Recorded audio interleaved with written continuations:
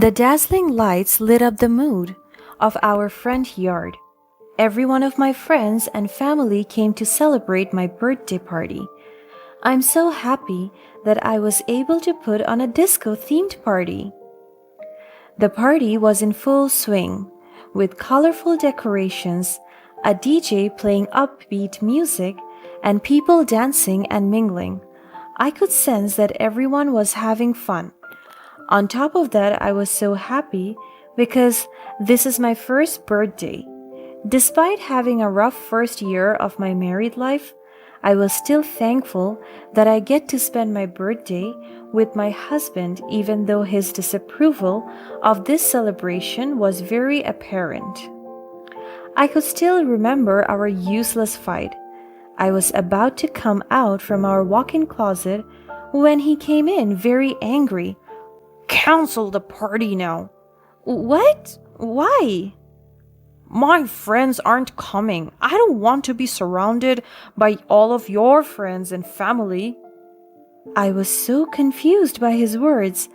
Honey, it's my birthday." "And so we can reschedule it. I hate being alone. What will you have me do? Sit on the corner while you're having fun? How about my mother? What will she do? Be your slave?" "Of course not. My family will be here as well. You can both sit together and enjoy the night with each other." "I will never do that. Your family is a whole bunch of losers." "Don't say that." "I can say whatever I want, and I want you to cancel the party." "I won't do that, Richard." "Oh, then you will regret disobeying me. This is a threat." The fight we had today was one of the many. There were times when he tried to gaslight, manipulate, and blackmail me in exchange for money. He hates it whenever I get an award, favors, and recognition from other people, because he wants to be the only one to be appreciated. He's a narcissist, and I'm very aware of that. On top of that, he always wanted a son, and I told him that we weren't financially ready yet. But he kept on forcing me to ask for money from my parents as if they were my bank. There was this one time when he tried to threaten me. My mother-in-law wanted a new scooter, and my husband kept on asking me for money. But I told him that my salary is enough only for our necessities. However, my mother-in-law insisted on having the new scooter, and Richard was so annoyed by it already. He wanted me to ask for money from my parents because it is the least thing I can do. I tried my best to let him understand that my parents have nothing to do about his mother's wants. Even if my parents are well off, it doesn't mean that I have the authority and free pass to ask for money from them. I promise myself that I will earn independently, but it seems like my husband has a hidden agenda. Hence, he threatened me with a divorce if I won't buy my mother-in-law a scooter. So I followed him half-heartedly. I had no choice but to keep our relationship going. It has been so suffocating being in this relationship, and we are not even a year into married life yet, and I cannot take it anymore. I heaved a sigh as I recalled what happened earlier. I just want this day to be happy and memorable. Nonetheless, the people close to me came and commemorated this special day with me, including my friends from college. The place was filled with warmth and positive energy, but I could also feel the side eyes and death stares of my mother-in-law and husband from across the room. My husband and I had a terrible fight earlier. After all, he wanted to cancel the party because his friends won't be attending due to an emergency. He never wanted to be outshined nor shadowed by someone else, including me, his wife. I never understood why he hated me so much. Even when I got a promotion from work, he was so salty about it because he didn't get the promotion from his company. On top of that, he often blames me for all the misfortunate things that would happen to us. I don't want to dwell on bad vibes and negativities today. So, I stood up and entertained some of the guests. And there I was. I stood amidst the festivities, smiling and enjoying the ambience. I talked to my college friend Wendy. Happy birthday, Venice! Thank you so much for inviting me. It's been so long since we saw each other. You are very welcome. I think it's been 4 years since we graduated with our chemistry degree. My classmate and I shared laughter as we reminisced about our years in college. I can still remember that you are one of the best students in our organic chemistry class. You got high marks on all of our tests. Oh, I'm not, come on. I shyly disagree with her, but she insisted that I was one of the excelling students of our batch. Don't get me wrong, okay, but it is such a shame that you didn't pursue a job in chemistry. I heaved a deep sigh. I always knew that it is a huge bummer. I used to, but I resigned because my husband doesn't want me to practice my chemistry profession. Oh, really? Why? Sorry for being nosy. No, you're not. I assured her that the topic is fine with me. My line of work helped me to earn big, but it was higher than my husband, and he doesn't want it that way, so I decided to venture into another career. I can see the disapproval and frustration in Wendy's eyes. You always have a choice not to listen to him. Yes, I do, but he's my husband. We cut the conversation because Wendy wanted me to enjoy the night and not exchange frustrations with each other. So I set aside all my hard feelings and troubles and just savored the moment. Wendy came back holding a glass of cocktail and a smile on her face. I know exactly what you are doing. The excitement in her voice was so prominent. What do you mean? She pointed to the glass of cocktail after sipping from it. This distinct taste. This is the chemical from your thesis that could control the kick of the liquid and prevent someone from getting drunk fast. Also, it fights any substance added to it. I smiled at her. She remembers it very well. And she is right. I added the chemical that I worked on during my undergraduate thesis and incorporated it into the drinks. The safety and leisure of everyone at my birthday party is my topmost priority. I want them to drink moderately. I'm so happy that you remembered it.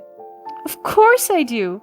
You received awards from that study. I told you, you are the best student in our batch. As she said those words, my love for chemistry started to come back. I enjoyed my work as a chemist at a food company. But my husband forced me to resign after I got promoted because he was so insecure about me having a higher salary grade than him. As I was entertaining more guests, I spotted my mother-in-law Helen sneaking near the bar counter, and my husband was right behind her. What are they doing? They didn't notice me staring at them. I saw them pour something into one of the drinks, but I decided to play it cool and not confront her. As I was to come near them, my mother-in-law approached me with a smile, a fake one. She hates me as well, and she never fails to remind me about that every day. Happy birthday, dear! I got a special drink for you. She said it in a very cheerful tone. I accepted the drink while maintaining my composure, although I am suspicious of the drink she handed me. Thank you, Helen. You didn't have to. I knew they put something in there because I saw them doing it with my own eyes. But still, I took the sip and noticed a bitter taste. I immediately realized what substance they put on it, a drug. Good thing I was able to counter it through the chemical that I added to the drinks. So, they plotted to drug me on my birthday? I couldn't fathom that their hatred towards me could go to lengths, to the point that they want me to be drugged and worse, dead. Since I knew what they had put into this drink, I kept my reaction hidden and pretended to be affected by the drug. I acted like my body was slowly slumping. I don't feel so good. I saw my mother-in-law flash a smirk, as well as my husband. Both of them are monsters. Some party guests rushed to my aid and displayed their utmost concern about my situation. They helped me maintain my balance and placed me on a nearby couch. Venice, are you okay? What's happening? I faked my drowsiness. Wendy assisted me and I whispered to her, I think I've been drugged. Call an ambulance. Wendy panicked and instructed someone to call an ambulance for rescue, while some of the guests scrambled to assist me. Meanwhile, Helen and Richard just watched the commotion they plotted with smug expressions from a distance. They are so cruel. I continued to fake my drowsiness. I couldn't wait to lay out my revenge against them. My friend, who is a medical doctor, was trying to contact an ambulance, and my husband approached him. There is no need to call an ambulance. I will take care of my wife. He carried me inside our house. My mother-in-law was instructing the party staff to stop everything, and she even told the guests that the party was over. When my husband finally brought me inside, he placed me on our couch. My mother tagged along and I overheard their conversation. Oh, finally, that horrible party is over. I grew sick of all those people. I was just controlling myself to not throw all the food because I was so annoyed the whole time. Shh, calm down. What should we do with her? I don't know. Is she dead? How I wish. Why did you even ask me to marry her? Because she's rich. I told you, her father is a prominent figure in biotechnology. We can have lots of money from her, but I was wrong. She is useless. I told you that I can't stand being outshined. Look at her. She's richer than me and I cannot afford to be second to her. We can't do anything about that. She's your wife now. So go, get all her cards and withdraw her money. Come morning, she won't remember anything. Are you sure that the drug was effective, Mom? Of course. Look at her. She was knocked out. It means it worked. My husband immediately reached out for my pocket, but I was not bringing any wallet. So he went to our room and collected all the valuable things in my bag. My heart was beating so fast. They're monsters. So they planned all this along? They were only after my money, and since I don't rely on my parents' wealth, they weren't able to get money from me. That is why they are giving me harsh and cruel treatment. They will pay for this. I don't know what they will do with my money. I just want this day to end so that I can finally take my revenge. The next day, I pretended that I had woken up from drugs. I acted like I was already sober and faked that I couldn't remember what happened last night. The moment I woke up, I couldn't find my cards and phone, They stole all of it? My husband and mother-in-law were in the kitchen, and when they saw me, they acted as if nothing happened. Oh, you're awake. You used drugs last night. I pretended to be shocked. What? I did what? No way. My husband smirked and chuckled. Yes, you even started a commotion and you kicked everyone out of the party. I'm pretty sure they will hate you now. Lies, lies, and lies. He can't fool me. Oh no, I must have been out of my mind. I wonder who drugged me. Perhaps the bartenders that you hired? You should choose wisely next time. If there still be a next time. I clenched my fist. I wanted to take my revenge right now, but I controlled myself. Oh, honey, have you seen my credit cards? I don't know, it's not mine. Why would you ask me? Ask your messy self. The doorbell rang, and my mother-in-law immediately went to the front door and got their food delivered. It's so nice to be rich, am I right, son? Richard nodded in response and smirked. How dare they? They ordered lots and lots of food, and I'm pretty sure they used my card. And, for your information, this is just for the two of us. Go get yourself some food, dumbass. I went to our room. I am so annoyed and angry. I want to teach them a lesson already. So I contacted Wendy. I asked her to do me a favor, and like a loyal friend, she agreed. I told her everything that happened, from the drugs, my fake reaction, my husband and mother-in-law scheme, to my revenge plan. Since I'm not supposed to be seen outside, so I instructed Wendy to do my plans. I want them to experience what they put me through. I told Wendy to craft a special drink with drowsiness-inducing properties. I will invite them to dinner tonight, and that will be the time that I will start my revenge. I want them to know the taste of their own medicine. I instructed Wendy about the formula and the compounds to be used. And as a chemist, she got it right away. I asked her to deliver it to my house before dinner so that I can perform my revenge. I went to the living area and I saw my husband and mother-in-law lavishing the desserts that they ordered out of my own money while watching the TV. I want us to have dinner tonight as a family.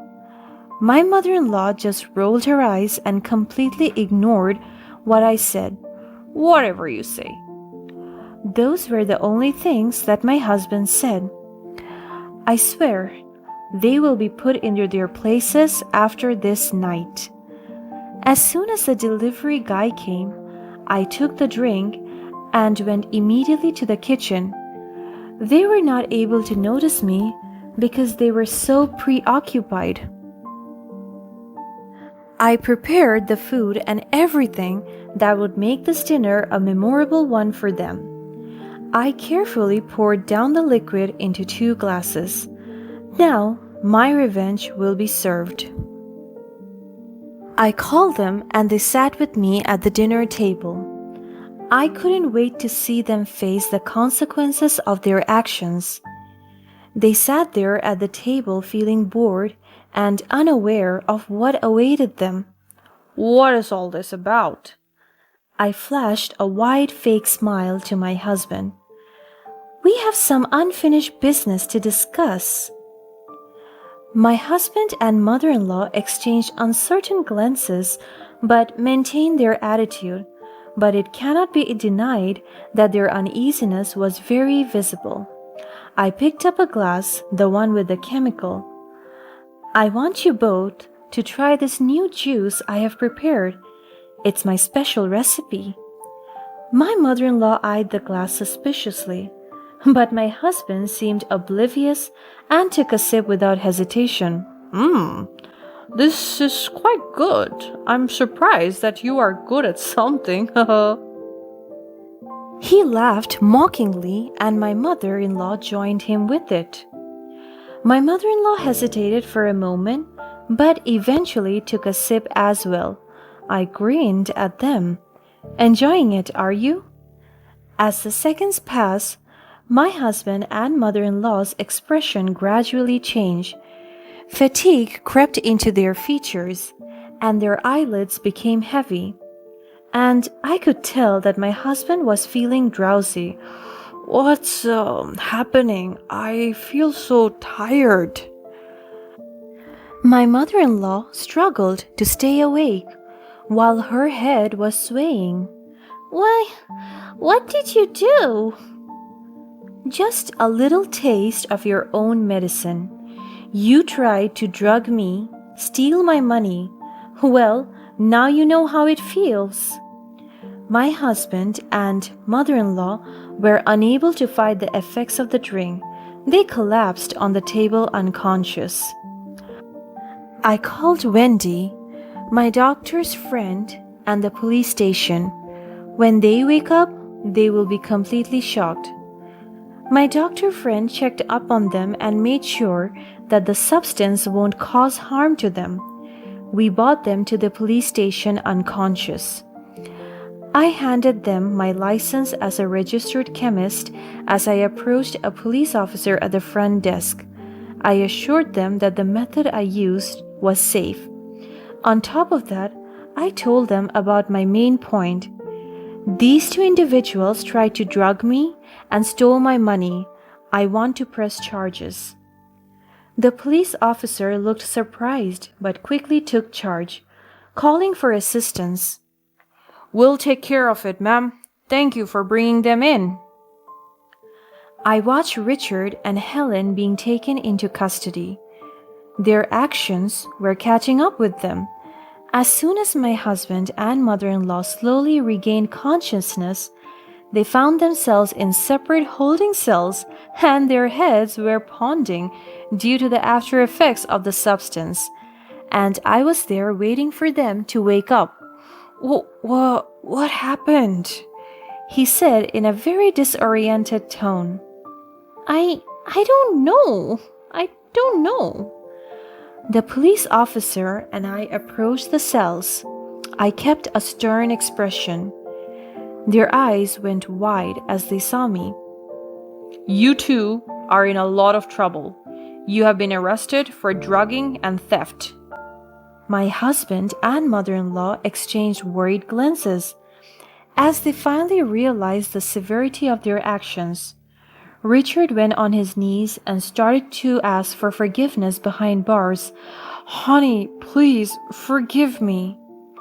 And his mother followed him. Venice, I am so sorry. I didn't mean that. I promise I will change. This is an opportunity for both of you to contemplate your wrongdoings. You attempted to hurt me, and good thing I was quick enough to realize what you were doing.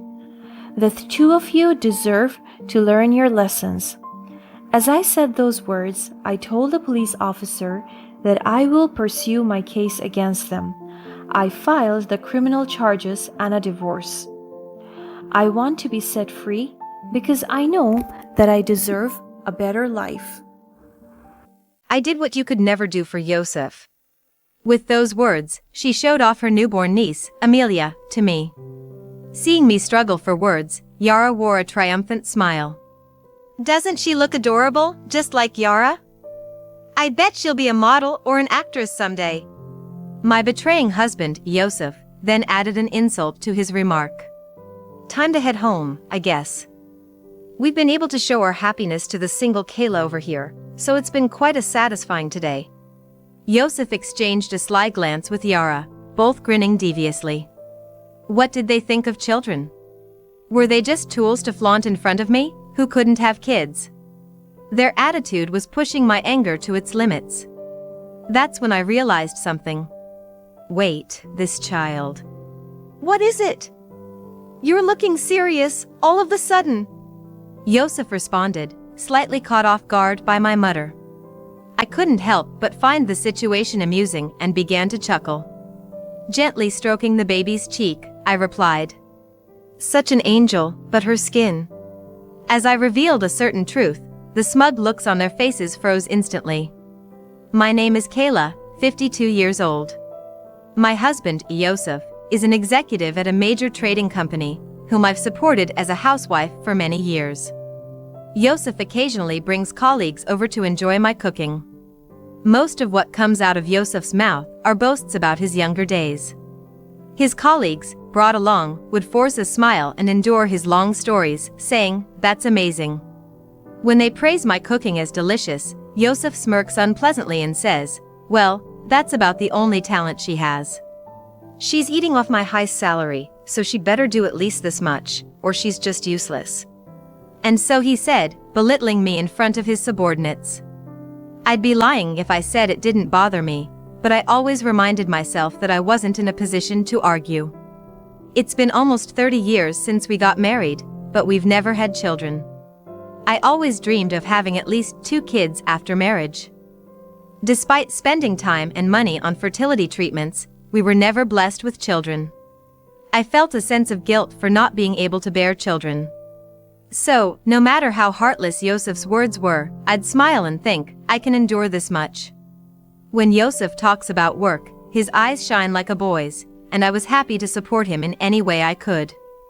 After all, I'm in love with Yosef. Apart from cooking, I had another talent. It was sewing, a hobby since my student days. I started making hand-sewn dolls, imitating my mother. They became quite popular among my friends. I used this skill to help with the household finances, making stuffed animals and charms. It might not be much compared to my husband's high salary. But I kept continuing with this small side job, hoping to at least treat Yosef to some nice meals. Our apartment becomes a weekend retreat for my niece Yara. Yara, my sister Megan's daughter, works in admin at a small trading company. She had a reason for her frequent visits. And that was to support a budding idol group.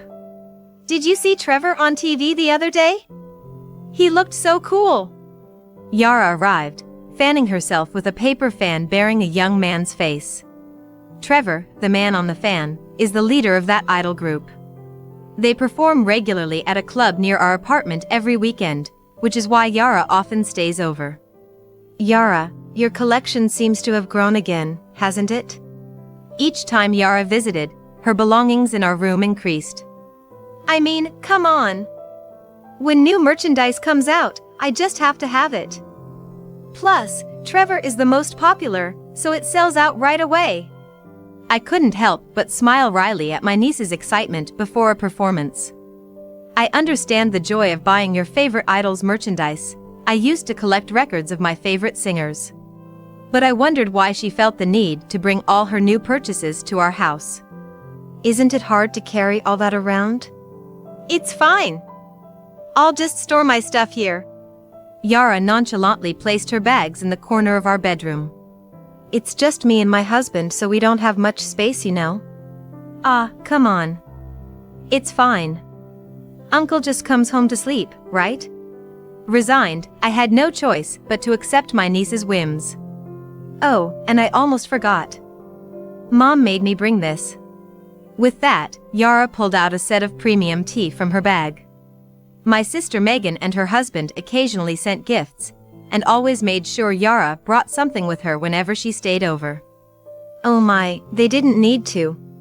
After graduating high school, Megan worked far away until she was 30, then took over the family's variety store and married Kevin, an employee there. Since a large shopping center opened nearby, their business has suffered. So I always told her there's no need for such gifts. "I'm sorry Yara's been such a bother." Megan would apologize over the phone, sounding guilty. However, Yara herself has become hard to ignore lately. She began entering our house even when we weren't home. It turns out Yosef has given her a spare key.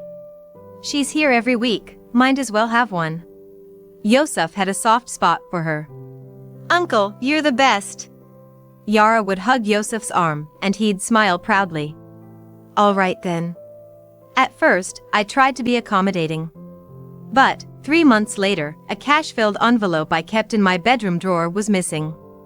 When I asked Yara, she nonchalantly replied, "Sorry, Aunt Kayla. I borrowed it. I really wanted Trevor's new merchandise." She looked at me with pleading eyes, but Yara has a job. She should be making enough to get by. Wouldn't buying it with your own money bring you more joy? Of course, I want to. But my salary isn't enough. Her casual words weighed on me. How much is she spending on this obsession? But it wasn't just about money. I noticed my skincare products were running out unusually fast. Since Yosef never used them, it had to be Yara. Confronted, she admitted it without hesitation. Sorry, Aunt Kayla. I just thought I'd use them since they were there. What did she mean since they were there? That cream was expensive. I frowned, and Yara pretended to shiver and rub her arms. Aunt Kayla, you're scary. Then Yosef would join in and laugh beside Yara. Come on, it's not a big deal. Don't laugh, you should be scolding her. Don't get mad. You look older when you frown like that.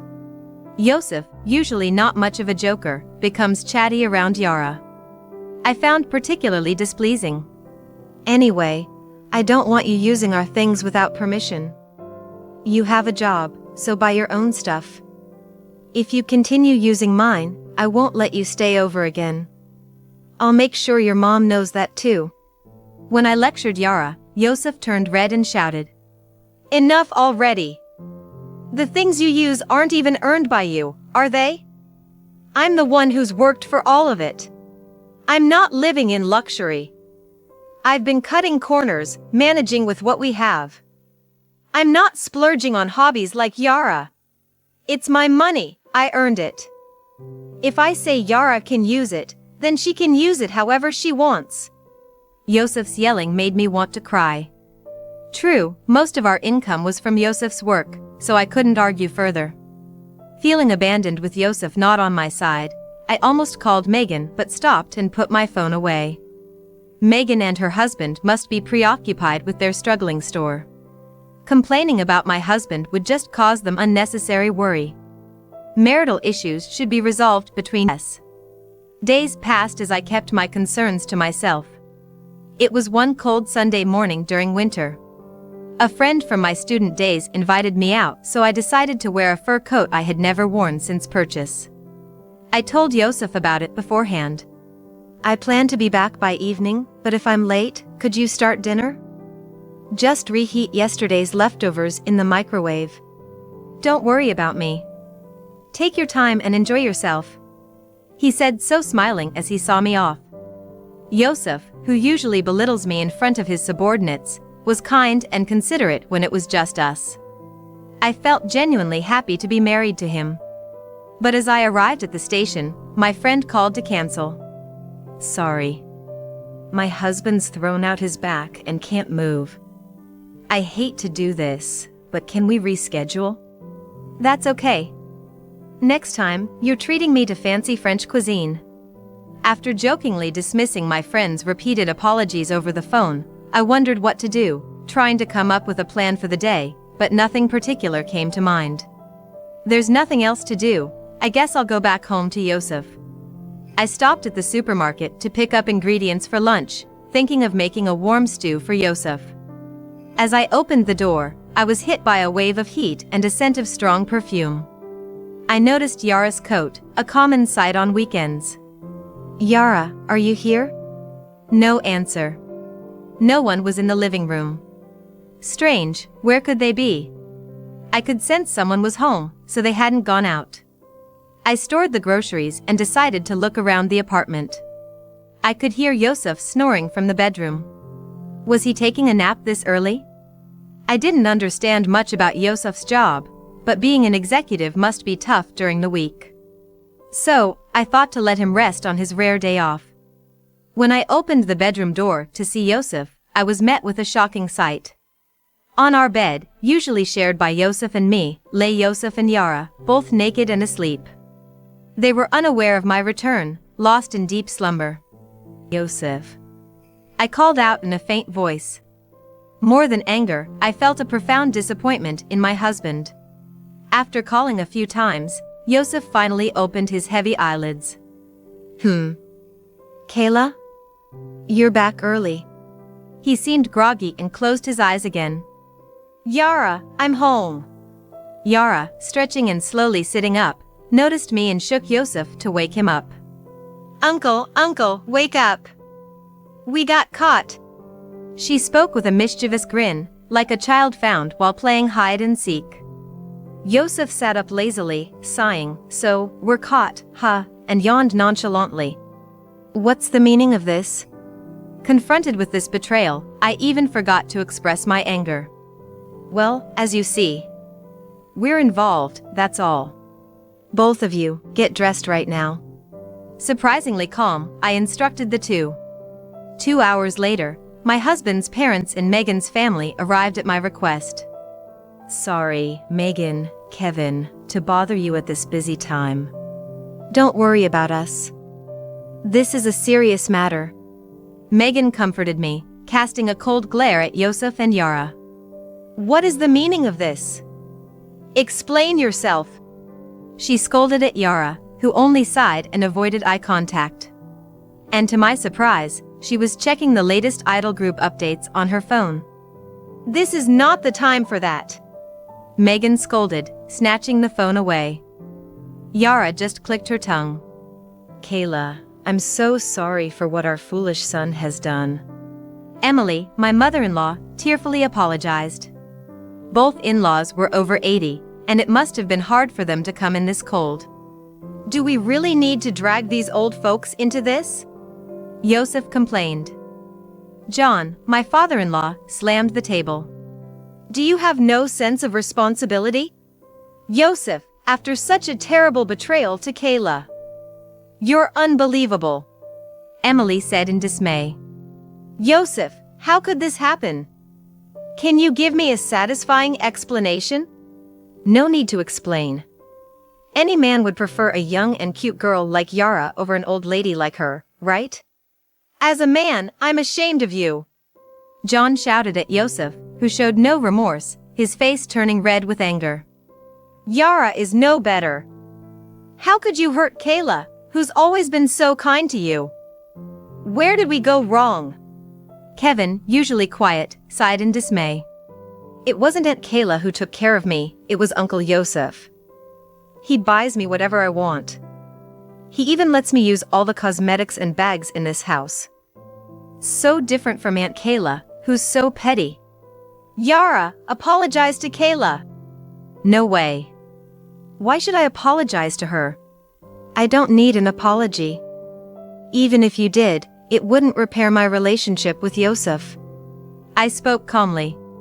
I reflected on the 30 years I had devoted to Yosef, enduring his belittling behavior because I believed he loved me. But his betrayal shattered everything I had held dear. Let's get a divorce. There's no other option. Is that what you want, Kayla? Megan asked, and I nodded firmly. Thanks, Kayla. Now we can marry openly, Yosef said, hugging Yara.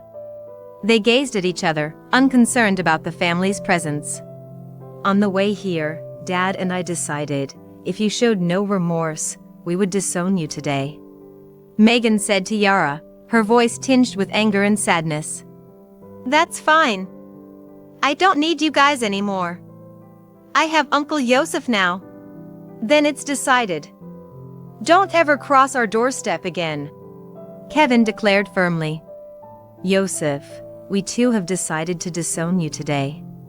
Megan's family and my in-laws apologized to me before leaving in a somber mood. Afterward, my divorce from Yosef was finalized.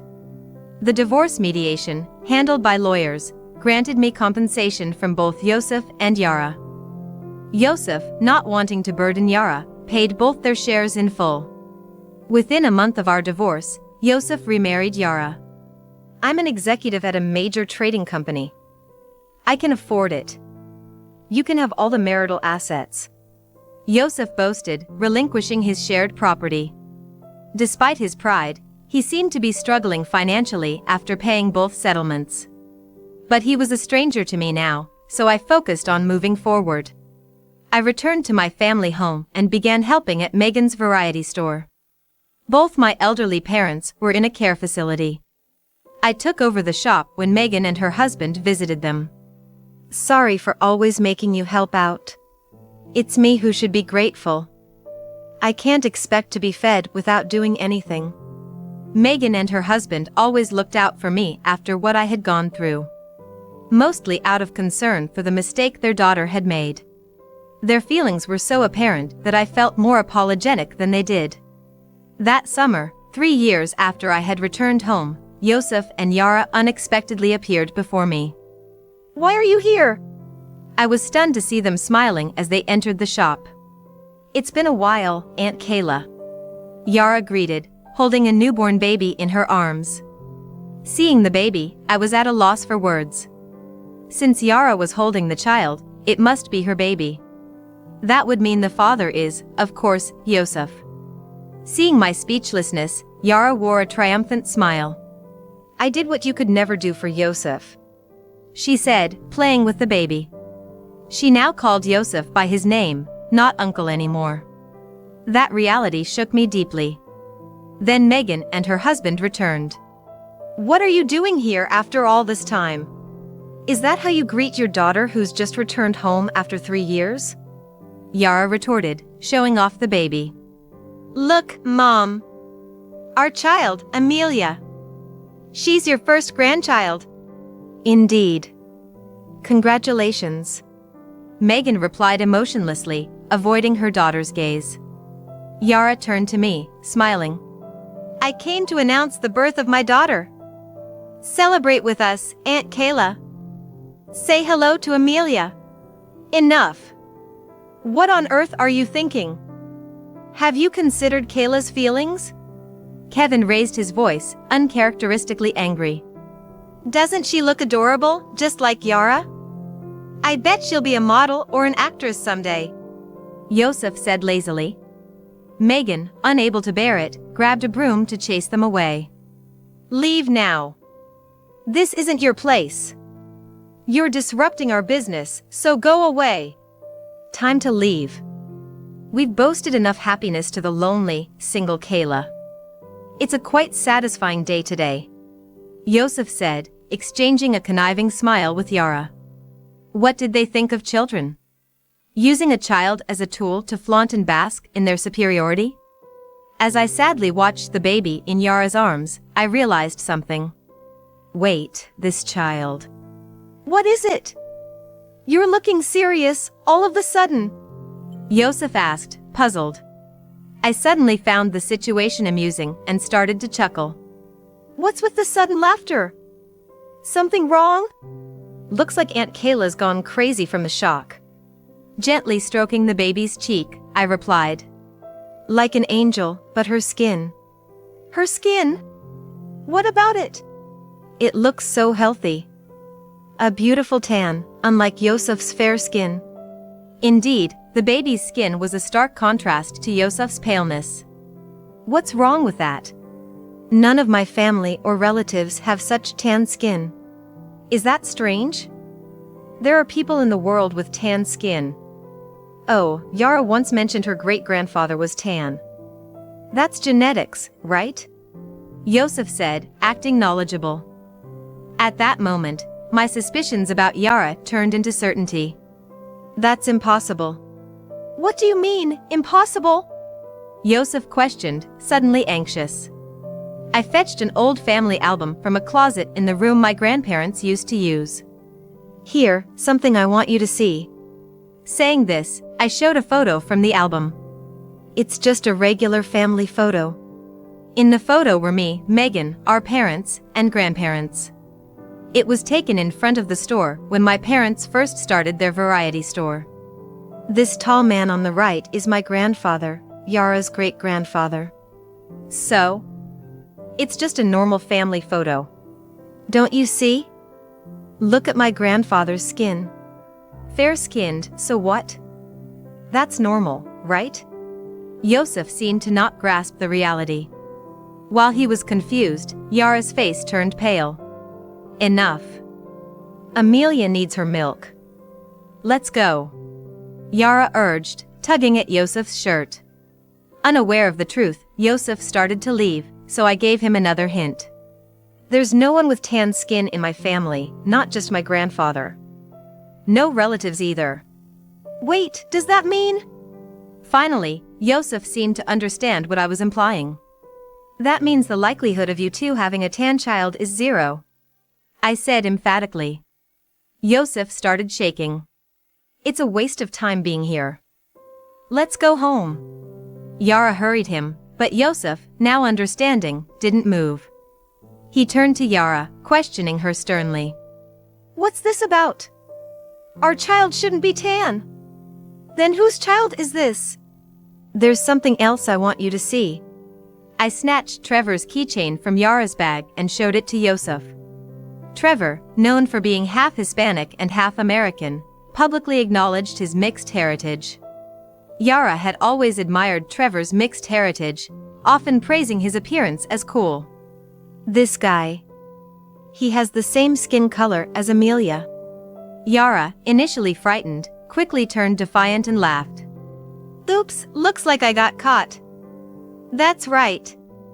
Amelia isn't your child. She's mine and Trevor's.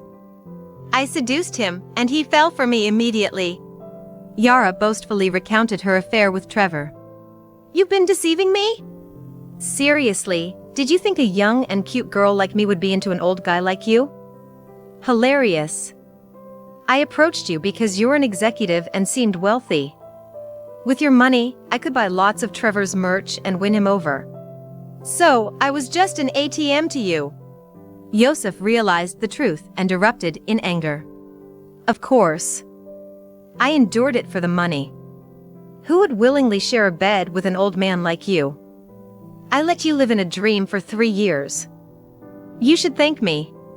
What did you say? Megan, my husband, and I were stunned as Yara and Yosef argued. Enough, both of you. The baby is crying. Can't you hear her? Megan shouted, stopping their quarrel. I can't stand this anymore.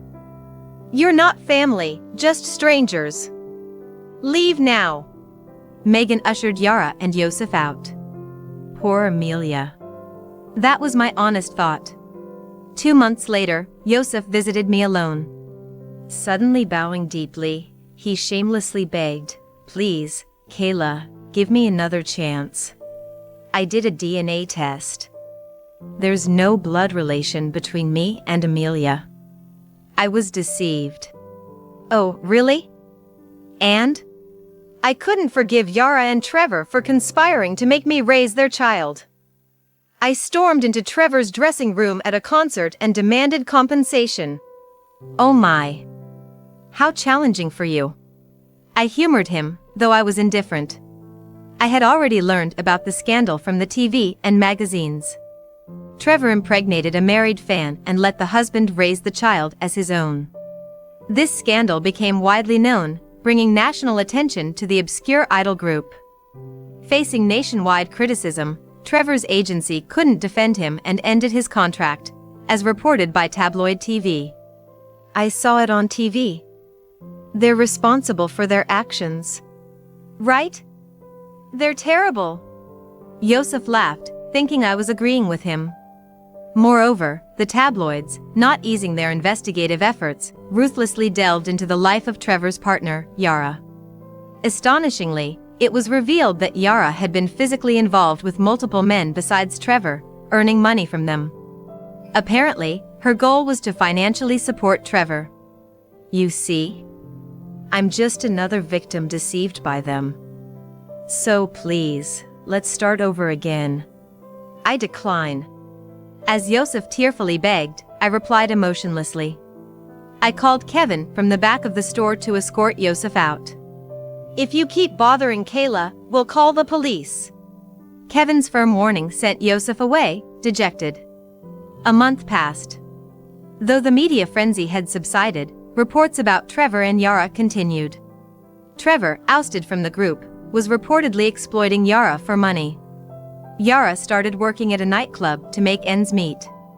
Raising a child was proving difficult for Yara and her strained finances. In the end, feeling sorry for Amelia, Megan and her husband decided to take her in and raise her. There's been a lot, but she's still our granddaughter. That's right. The child is innocent. The couple cared for Amelia while managing their store. As for me, I left home to fulfill my dream of opening a sewing class. I couldn't just keep relying on Megan and her husband forever. Megan told me I could stay as long as I wanted, but when I mentioned that I had things I wanted to do, she happily encouraged me to pursue them. Amelia's first birthday was approaching. What should I gift her? Partially to see Amelia and partially to visit Megan and her husband, I still occasionally stop by the family store.